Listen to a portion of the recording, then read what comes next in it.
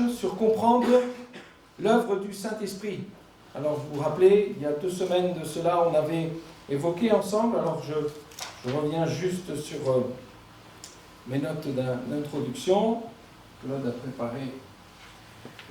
Alors, c'est bien. Ok.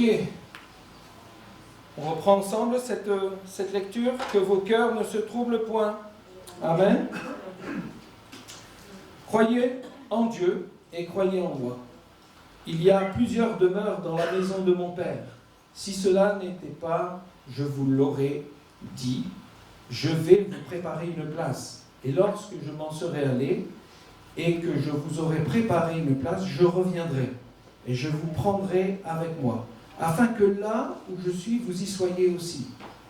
Vous savez où je vais et vous en savez le chemin. Thomas lui dit, Seigneur, nous ne savons où tu vas. Comment pouvons-nous en savoir le chemin? Jésus lui dit, je suis le chemin, la vérité et la vie. Nul ne vient au Père que par moi. Si vous me connaissiez, vous connaîtriez aussi mon Père. Et dès maintenant, vous le connaissez et vous l'avez vu. Philippe lui dit, Seigneur, montre-nous le Père et cela nous suffit. Jésus lui dit, il y a si longtemps que je suis avec vous et tu ne m'as pas connu, Philippe. Celui qui m'a vu a vu le Père. Comment dis-tu, montre-nous le Père? Ne crois-tu pas que je suis dans le Père et que le Père est en moi? Les paroles que je vous ai dites, je ne le dis pas de moi-même. Et le Père qui demeure en moi, c'est lui qui fait les œuvres. Croyez en moi, je suis dans le Père, et le Père est en moi. Croyez du moins à cause de ses œuvres.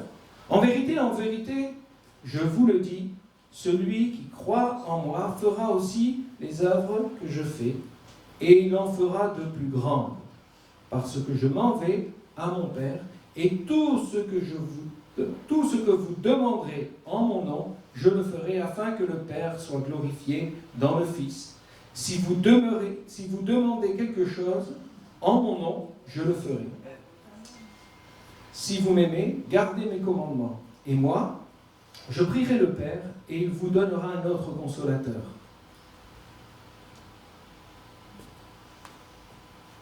Et moi, je prierai le Père, et il vous donnera un autre consolateur, afin qu'il demeure éternellement avec vous. L'Esprit de vérité, que le monde ne peut recevoir parce qu'il ne le voit point et ne le connaît point. Mais vous le connaissez, car il demeure avec vous, et il sera en vous. Je ne vous laisserai pas orphelin, je reviendrai à vous encore un peu de temps, et le monde ne me verra plus. Mais vous me verrez, car je vis, et vous vivrez aussi. En ce jour-là, vous connaîtrez que je suis en mon Père, et que vous êtes en moi, et que je suis en vous. Celui qui a mes commandements et qui les garde, c'est celui qui m'aime, et celui qui m'aime sera aimé de mon Père, et je l'aimerai, et je me ferai connaître à lui. Amen. Seigneur, nous te louons, nous te bénissons pour ta parole.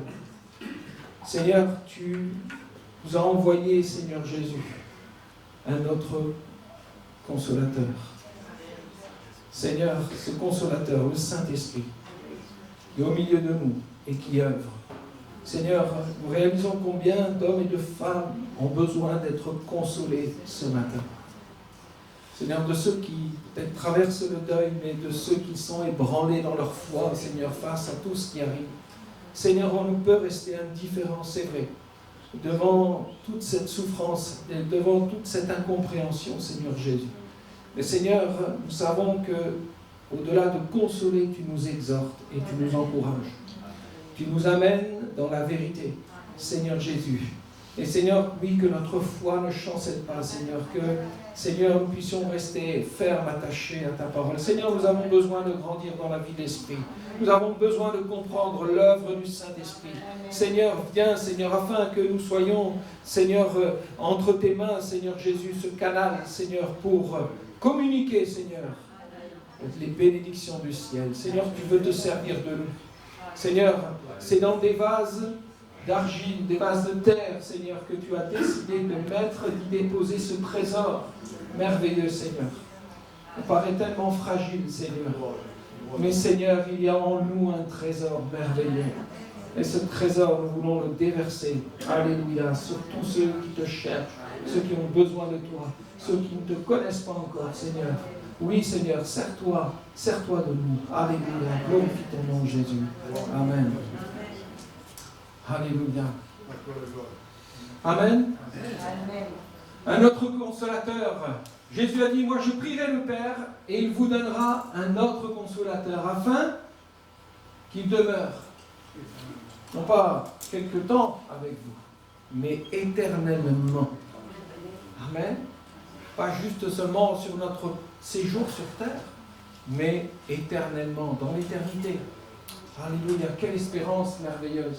Comprendre l'œuvre du Saint-Esprit, c'est Dieu le Père, Dieu le Fils, Dieu le Saint-Esprit. Les trois ne font qu'un. Et on le comprend dans la notion de Elohim. Elohim, c'est Dieu, mais dans une notion de pluriel. Et quand, dans la Genèse, Dieu parle toujours quand il parle qu'il a créé la terre, eh bien, il y aura toujours cette notion ici de pluralité. Ce n'est pas qu'il y a plusieurs dieux, il n'y a qu'un Dieu. Mais ils sont trois. Le Père, le Fils et le Saint-Esprit. Et ça, c'est quelque chose qui nous dépasse. On a du mal, nous, à raisonner, à comprendre ces choses-là. Mais il faut les connaître et les admettre et de dire oui, je le comprends. Alors, le Saint-Esprit, Dieu nous a envoyé Jésus pour être le sacrifice parfait pour nous pardonner de nos péchés. Et Jésus a dit, je vous envoie un autre moi-même, le Saint-Esprit, afin que vous ne soyez pas seuls. Vous n'allez pas être seuls, vous n'allez pas être abandonnés. Jésus a dit, je serai tous les jours avec vous. Et le Saint-Esprit accompagne l'Église. Et l'Église n'existerait pas si le Saint-Esprit n'était pas à l'œuvre. Il a fallu Christ, qui est la tête de l'Église. Mais cette œuvre de Christ continue. Et ce qui est merveilleux dans ce texte de ce que Jésus va dire, il va dire, vous allez faire des œuvres plus grandes que nous.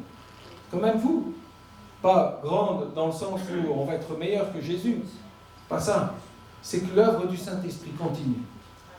De ses disciples, de ses 12 qui ont reçu l'enseignement de Christ, ça s'est répandu sur toute la terre, sur toute génération. Pas merveilleux? Les miracles que Jésus a fait dans le passé, c'est pas loger et ranger dans une étagère en disant voilà, c'est le trophée du passé. Non! Ce que Jésus a fait dans le passé, il le fait encore aujourd'hui. Il sauve, il délivre, il pardonne les péchés. Amen. Alors, bien comprendre le ministère du Saint-Esprit. Le Saint-Esprit, c'est une personne, soumis au Père, soumis au Fils. Les trois ensemble travaillent dans cette unité qui est là, parfaite. Et le Saint-Esprit agit pour nous.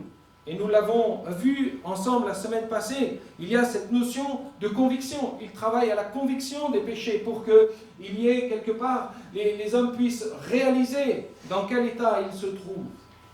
Il y a un travail qui est fait dans les cœurs au travers de la prédication de l'Évangile. Et il y a une œuvre qui se réalise dans le cœur, une conviction de péché, et qui nous amène à recevoir le salut qui est en Jésus-Christ et à connaître la personne de Christ et de toutes ces bénédictions qui viennent de lui. Ça, c'est l'œuvre du Saint-Esprit qui travaille pour nous, qui travaille en nous, parce que nous devenons enfants de Dieu. Il y a ce renouvellement, cette nouvelle naissance. Alléluia! Il y a cette naissance d'en haut. C'est pas merveilleux? Nous sommes nés de nouveau en ayant accepté Jésus. On n'a rien fait. Ça ne vient pas de ce qu'on va essayer de concevoir quelque chose en nous. C'est l'œuvre du Saint-Esprit qui agit dans nos vies, dans notre âme et qui nous fait naître de nouveau. C'est cette naissance spirituelle. Alléluia. Pas une naissance de la chair, mais une naissance de l'esprit. Alors, il travaille en nous, et nous allons voir ensemble ce matin et terminer ce message. Il travaille pour nous et avec nous. Il travaille avec nous, il accompagne. Et il travaille sur nous cette notion du revêtement de puissance. Oui, moi je vous enverrai un autre consolateur, le Saint-Esprit. Amen. Afin qu'il demeure éternellement avec vous. Alors ce troisième point, avec nous. Il nous accompagne. Après le Saint-Esprit, pour nous et en nous, cette troisième dimension, cette troisième direction, ce troisième axe qui est là donné, c'est cette faveur que le Saint-Esprit agit dans l'homme et il demeure avec lui, avec nous. Il est question du Saint-Esprit, du consolateur.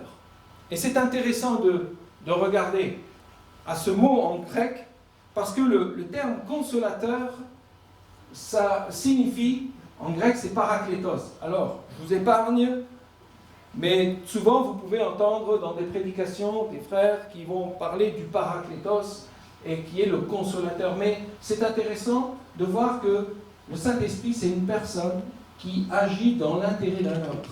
Un avocat, un défenseur, un intercesseur. Ça c'est, Jésus a employé ce mot paraklétos, mais dans la pensée du texte, c'est vraiment ici une personne qui agit dans l'intérêt d'un autre. Travaille pas seulement pour lui, pour son intérêt, mais pour l'intérêt d'un autre. Savez-vous, le Saint-Esprit travaille nos vies pour Christ, pour la gloire de Christ. Et ça, c'est important. Il travaille en nous pour que nous puissions nous-mêmes après, que nos vies soient une louange, une adoration à notre Dieu. Mais le Saint-Esprit travaille dans cette pensée. Il n'agit pas pour lui-même, il agit pour les intérêts du Père, du Fils. Il est notre avocat, il est notre défenseur, il est notre intercesseur. Oui, ce consolateur. Jésus le présente comme celui qui nous accompagne, celui qui est à nos côtés, à chaque instant, à chaque situation de notre vie, sans jamais nous abandonner. Combien de fois ça nous est arrivé de nous décourager, au point de dire je vais tout abandonner. Je vais abandonner d'aller à l'église. Je vais abandonner. Et quand bien même on pourrait prendre de l'écart avec la communion fraternelle, avec l'église, parce qu'on boude sur certaines choses, des choses qui ne vont pas, le Saint-Esprit nous accompagne. Amen. Et le Saint-Esprit ne va pas vous dire c'est bien ce que tu fais, c'est vraiment très bien. Non. Le Saint-Esprit il va parler à vos cœurs. Et il va toujours nous ramener à la communion fraternelle. Il y a des choses qui doivent être réglées à le front. Parce que le Saint-Esprit va travailler dans cette pensée-là. Souvent, on aimerait bien que le Seigneur marche dans notre sens. Oui, parce que c'est moi qui ai raison quand même. Hein? Le Saint-Esprit va nous parler. Il va nous montrer. Il va nous éclairer. Il est à nos côtés, alors il marche à nos côtés. Il ne nous abandonne pas, même si nous, parfois, nous pouvons nous décourager. Lui, il ne nous abandonne pas. Il agit pour nous, il habite en nous, il demeure avec nous dans ce monde. Pas seulement à l'église ou dans les temps de piété, il est avec nous. Il est dans nos familles. Amen. Avec nous dans nos familles, avec nous dans notre travail et dans nos projets, dans nos finances. Le Saint-Esprit, il nous accompagne. Je suis avec vous tous les jours. Enfin, je me faisais cette réflexion, je suis quand même Seigneur. Quand j'étais en train de me battre avec des tuyaux, avec des pièces mécaniques, avec tous des problèmes et des choses, où je me prenais la tête avec les camarades au boulot, parce que voilà, les choses, ça ne fonctionnait pas. Voilà, les charges professionnelles, comme vous pouvez connaître. Je me disais, mais Saint-Esprit était à mes côtés. On a l'impression, frères et sœurs, on se déconnecte la semaine parce qu'il y a le boulot, parce qu'il y a les activités. Après, clac, hop, on va se rebrancher, c'est le week-end, on va se consacrer, et puis là, le Saint-Esprit va être avec nous. Non, c'est tous les jours de notre vie. Alors ça nous amène à dire Seigneur. Et on le voit, hein, des fois, on voudrait trouver des solutions de facilité au travail. Et puis, le Saint-Esprit nous parle. Ça, moi, je t'accompagne, mais je ne suis pas d'accord avec toi. La manière dont tu es en train d'agir, de réagir, ça ne va pas. Combien de fois ça m'est arrivé, je tapais du poing sur la table, parce que les choses n'avançaient pas comme je voulais. Et on devient des fois comme des lions, là. Oh, on n'est pas content. Et je me sentais repris au fond de moi-même. On est les mêmes, hein. À l'église et à la maison, au travail, on est les mêmes. Amen. Il le faut. Il est présent avec nous et nous en sommes conscients de sa présence. Le Saint-Esprit veut une relation d'amitié. Il veut être celui qui nous encourage, celui qui nous conseille. Le conseiller. Moi, je pense que pour être à l'écoute des conseils, il faut vraiment développer cette écoute de la voix du Saint-Esprit.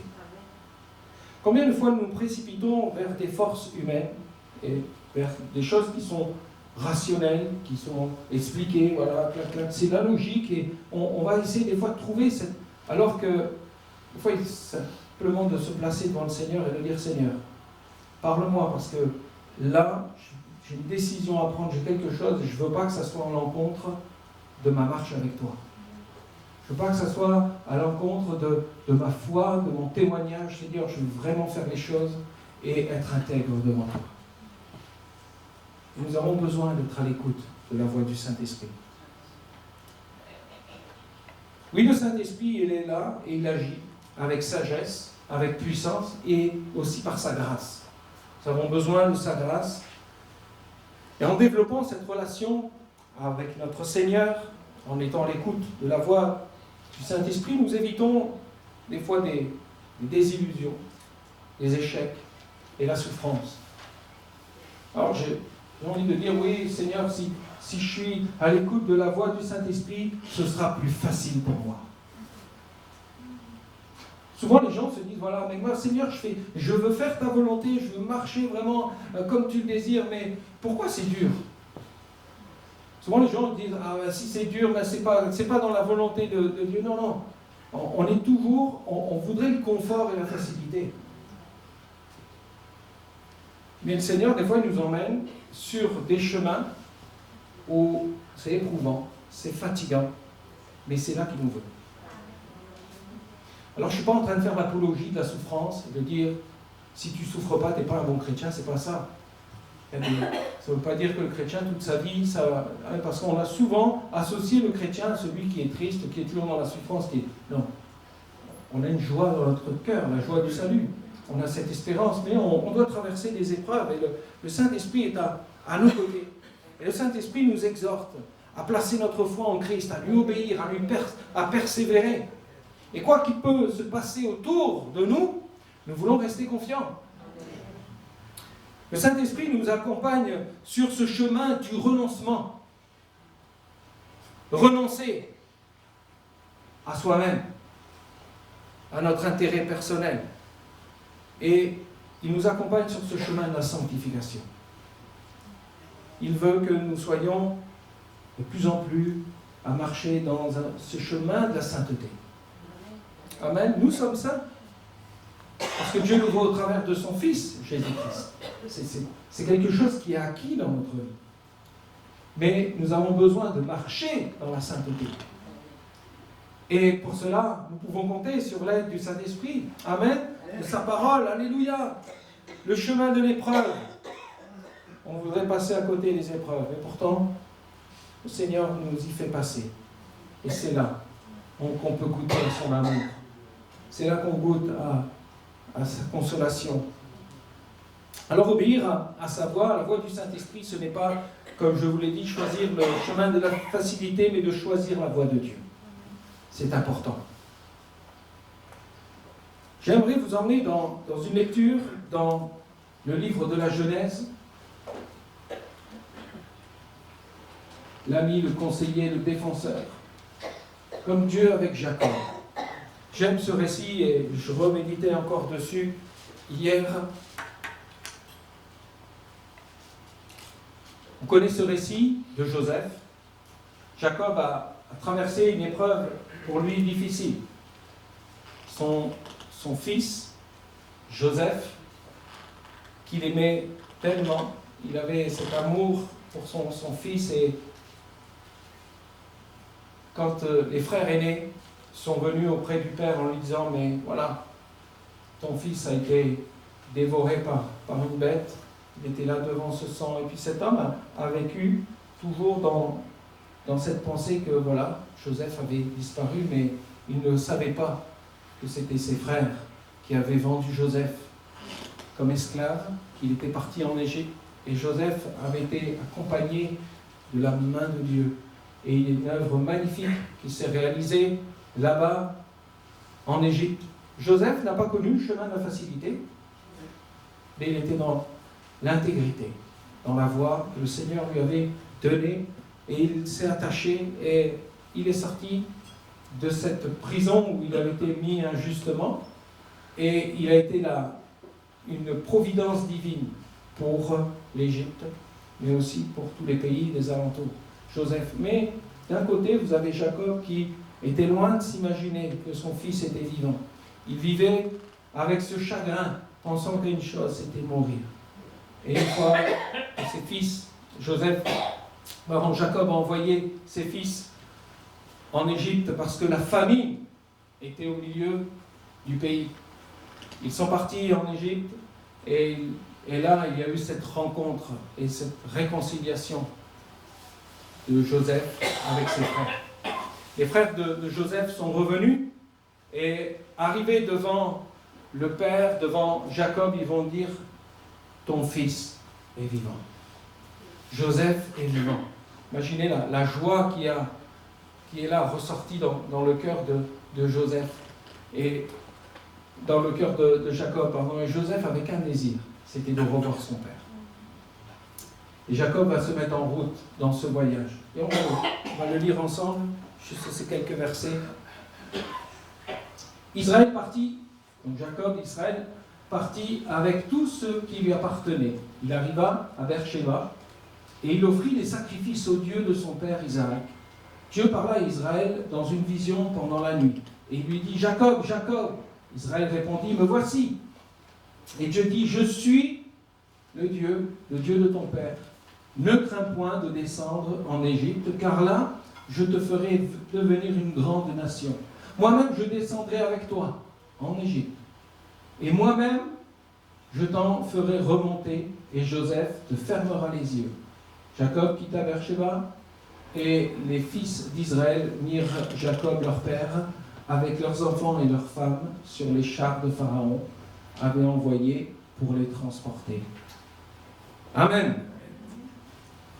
C'est beau ce texte. Moi-même, je vous enverrai un autre moi-même.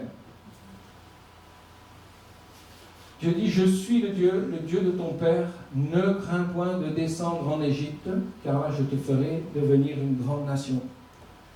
Jacob est dans ce déplacement, dans ce voyage pour aller en Égypte. On a l'image, l'Égypte, ça paraît toujours quelque chose de péjoratif, c'est mauvais. Voilà, l'image, elle est là, elle est représentative. Pour Jacob, il doit quitter la terre promise pour s'en aller en Égypte. Comment ça se fait que Dieu permet ce déplacement? Et Jacob est dans cette démarche, il part et il va avoir cette rencontre à Beersheba. C'est intéressant de voir que Jacob va offrir des sacrifices à Dieu. Dans notre marche avec le Seigneur, il y a toujours la notion de la croix, il y a toujours la notion du sacrifice. Et on doit toujours y revenir, de dire Seigneur, quoi que je fasse, quoi que je suis aujourd'hui, si je suis là, si je me tiens ici même avec mes frères et sœurs, c'est parce que Jésus a pardonné mes péchés. Parce que j'ai reconnu que j'étais pécheur et que j'avais besoin d'être pardonné de mes péchés. Il y a toujours cette notion du sacrifice qui est là. Et dans ce moment où il va offrir cet holocauste, le Seigneur va parler. Dieu va parler à Jacob. De lui dire, Jacob, n'aie pas peur, ne crains pas de descendre en Égypte.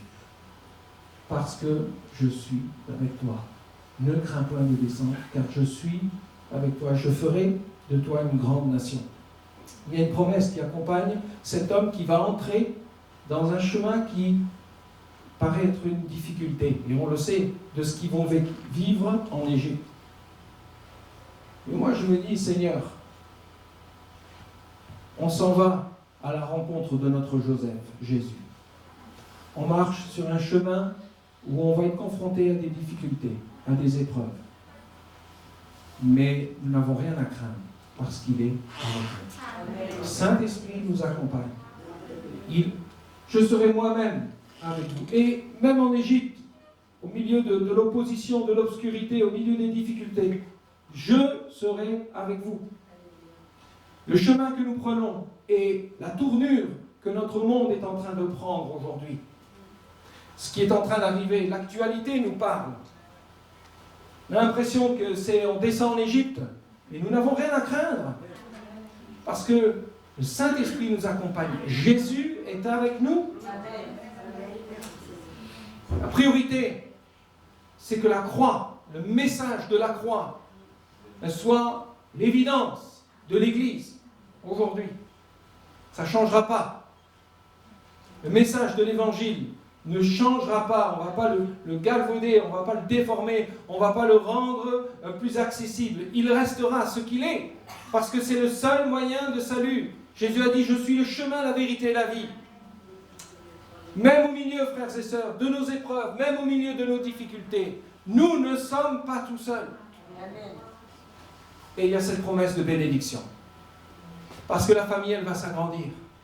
Amen. L'Église est appelée à grandir, même au milieu de l'obscurité, même au milieu des difficultés. Alléluia. Le royaume de Dieu s'est avancé. Déjà en descendant en Égypte, ce qui peut paraître un accident ne l'était pas. Parce que Dieu avait un projet. Dieu avait un projet pour son peuple et pour juger cette nation. Alors faisons-lui confiance, parce que nous ne sommes pas tout seuls. Le Saint-Esprit est avec nous et il nous accompagne au milieu de nos épreuves. On n'est pas abandonnés. Et ce matin, si vous avez cette impression-là de dire, mais Seigneur, tu vois, dans les difficultés que je suis en train de vivre, Seigneur, dans la maladie, dans tout cela, Seigneur, est-ce que tu es réellement avec moi? Seigneur veut te rappeler que oui, il est avec toi. Il marche à tes côtés. Le Saint-Esprit est sur nous et il y a cette notion de puissance. Vous recevrez une puissance, le Saint-Esprit survenant sur vous, et vous serez mes témoins à Jérusalem, dans toute la Judée, dans la Samarie et jusqu'aux extrémités de la terre. Alléluia. Le quatrième axe du ministère du Saint-Esprit pour nous, en nous, avec nous, sur nous, le Saint-Esprit veut nous amener dans son monde, au milieu de ce monde. Faire attention à cette nuance. Le Saint-Esprit veut nous emmener dans son monde, au milieu de ce monde. Je suis avec vous. Je vous donne la puissance nécessaire pour vivre dans ce monde. Enfin, je partageais avec un jeune, je lui disais, mais, eh oui, on aimerait bien, hein, tu te convertis, pouf, hop, tu t'en vas au ciel. Terminé, fini. Les gens souhaiteraient ça. Hein. C'est le chemin de la facilité. Je ne me convertis pas, je pars, je suis au ciel, tout cool. Je suis avec Jésus. Amen. Et le Seigneur, il nous a dit qu'il reviendrait nous chercher au moment voulu. On sait qu'on vit avec cette espérance qu'il a préparé une place avec nous. Il est avec nous, alléluia. Alors, on est là, sur ce chemin, le Seigneur a tracé, nous sommes on peut le dire, comme dans l'Égypte, mais on manquera de rien dans l'Égypte. Parce que Israël, tout compte fait, quand on lit le texte du livre de l'Exode, quand ils étaient partis, qu'ils étaient sortis de l'Égypte, on mangeait des oignons, de la viande, et on avait tout, il manquait de rien matériellement. Moi, je crois que l'Église, nous ne manquerons de rien matériellement. Dieu va pourvoir. Moi, je bénis le Seigneur de tout arrive au moment voulu. Le Seigneur prend soin de nous, même au milieu de l'épreuve. Et moi, quand je serai dans le ciel, je ne regretterai pas de toutes ces choses qui étaient là. Choses matérielles. On a tous ce désir de se retrouver là-haut. Amen. Alors, afin que nous puissions vivre cette dimension de puissance, de surnaturel de Dieu, nous avons besoin d'être revêtus de la puissance du Saint-Esprit. Le baptême dans le Saint-Esprit. C'est une promesse qui est confirmée par Jésus. La notion du Saint-Esprit, c'est puissance, d'une oreille, je reviendrai dessus, mais c'est une promesse annoncée par Jésus. Et voici, j'enverrai sur vous ce que mon Père a promis, mais vous restez dans la ville jusqu'à ce que vous soyez revêtus de la puissance d'en haut. Dunamis, il y a la notion de puissance, de miracle, de capacité, de force, de pouvoir, de sens, de moyens. Simplement, c'est qu'il nous rend capables de faire des choses que, humainement, nous ne pouvons pas. Amen. On a besoin, frères et sœurs, d'aspirer à cette puissance d'en haut.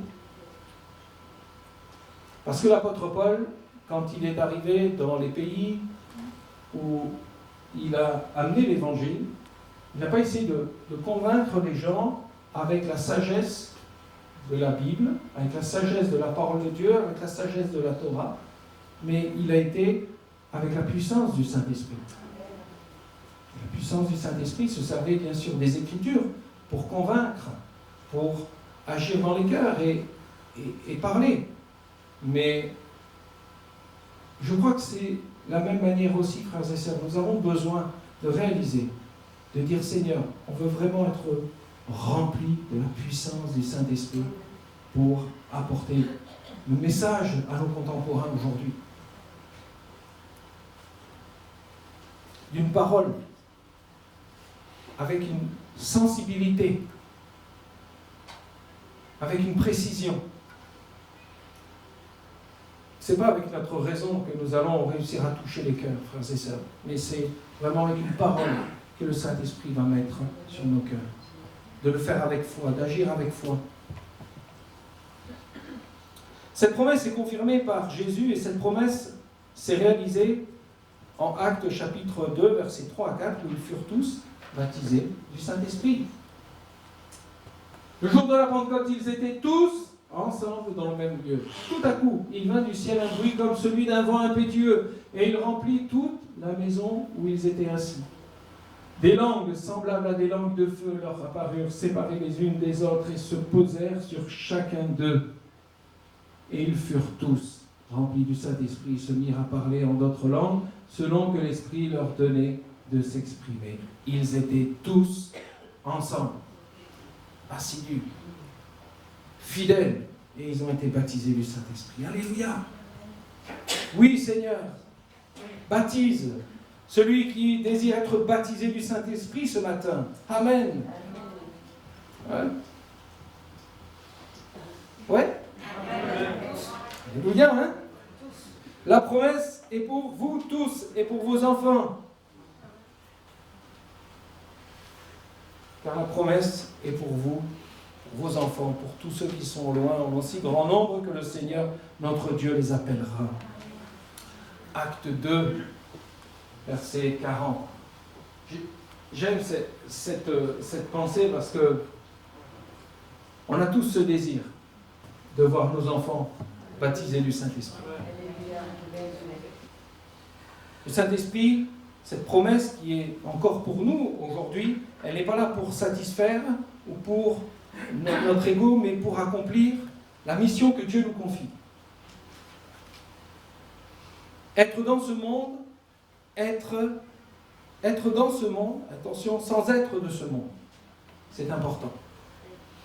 Là où nous sommes, là où le Seigneur nous place, c'est pour être des témoins de Jésus. Et j'aime l'exemple de Philippe, l'évangéliste. Alors il ne s'agit pas de Philippe dans le texte de Jean que nous avons lu, ça c'est le disciple, mais Philippe l'évangéliste, c'est juste une autre personne qui se retrouve dans le livre des Actes. Et Philippe, avant d'être évangéliste, il était Philippe. Amen. Nous, on l'appelle Philippe l'évangéliste, ce n'est pas un titre honorifique, attention, laissez passer monsieur, c'est quelqu'un de très important. Non, c'est Philippe l'évangéliste, parce que c'était mon gars, je crois qu'il n'arrivait pas à tenir sa langue quand il était à côté de quelqu'un, il fallait qu'il parle de Jésus. C'était plus fort que lui. Vous en connaissez des gens comme ça? Alléluia. Philippe l'évangéliste, cet homme, on parle de lui dans Actes chapitre 6, verset 3, peut-être de le prendre avant de regarder. C'est intéressant de regarder ce texte, parce qu'en ce temps-là, le nombre des disciples augmentait. Les hellénistes murmurèrent contre les Hébreux parce que leurs veuves étaient négligées dans la distribution qui se faisait chaque jour. Alors, vous voyez, toujours des problèmes dans les églises. Hein. Il n'y a pas que chez nous, hein. Il y en a de partout, mais ça se règle. À un moment donné, les 12 convoquèrent la multitude des disciples et dirent « Il n'est pas convenable que nous laissons la parole de Dieu pour servir au table. » À un moment donné, les disciples, dans leur appel, la mission qui leur avait été confiée, c'était d'enseigner les nouveaux disciples, les croyants, ceux qui venaient à Jésus. Et c'était une part importante de leur œuvre, mais ils étaient tellement occupés de répondre à tous les besoins, tac, tac, c'est comme si là j'étais en train de pêcher, je descends parce qu'il manque du papier dans les toilettes, alors je vais y aller, ok. Vous voyez un peu le truc? À un moment donné, c'est Mathieu, pose-toi, prêche, nous on s'occupe du reste. Et heureusement, dans l'église aujourd'hui, on a une organisation, une structure qui est là, et elle est importante. Parce que là, les disciples, ils ne s'en sortaient plus. Alors c'est pourquoi ils vont dire, frères, choisissez parmi vous cet homme de qui l'on rend un bon témoignage, qui soit plein de l'Esprit Saint et de sagesse, et que nous chargerons de cet emploi. Les servir dans l'Église. Et c'est bien aussi de ne pas négliger, de dire « Ah, mais je ne suis pas baptisé du Saint-Esprit, mais je ne peux pas servir dans l'Église, alors on se met tout en retrait. » Tu peux servir dans l'Église, mais tu peux aussi demander à être baptisé du Saint-Esprit. Et c'est important. Vous voyez, c'était des hommes, ils allaient servir, ils allaient avoir un service, mais ils étaient déjà remplis du Saint-Esprit et de sagesse. Alors, nous continuerons à nous appliquer à la prière et au ministère de la parole. Cette proposition plut à toute l'assemblée. Ils élurent Étienne, homme plein de foi et de Saint-Esprit, Philippe, alors Procore, Nicanor, Timon, Parménas et Nicolas le prosélyte d'Antioche. Ils les présentèrent aux apôtres qui, après avoir prié, leur imposèrent les mains. Voilà, c'était de la même manière où ils ont été intronisés pour le service. Moi, quand je relisais ce texte, je me dis quand même, Seigneur, cet homme Philippe, il a été choisi, mais lui au départ, c'était le service de table, c'était la mission qu'on lui avait confiée, mais à côté de ça, il prêchait l'évangile. Vous voyez, ce n'est pas juste réservé à une élite de rendre témoignage de Jésus. Le texte nous dit qu'il avait un bon témoignage. C'est important, un bon témoignage. Et je tiens à vraiment bien expliquer, cet homme-là, Philippe, quand il est arrivé en Samarie, il venait de partir de Jérusalem parce que Jérusalem a été pris par les Romains, tout avait été détruit, c'était la persécution, la guerre, donc ils sont partis. Et à un moment donné, la persécution a amené à ce que les chrétiens se répandent un peu de partout, et puis on déménage parce qu'il le faut. Et Philippe se retrouve là en Samarie, et en Samarie, il n'a pas commencé à dire « Oh, vous savez, à Jérusalem, il se passe là, et puis à prendre des textes, et puis sur Ézéchiel, ils disent ceci, et puis dans Ésaïe, et commencer à... Non. Pas commencer à faire l'apologie de l'Apocalypse et de dire voilà. Non, il a parlé de Jésus.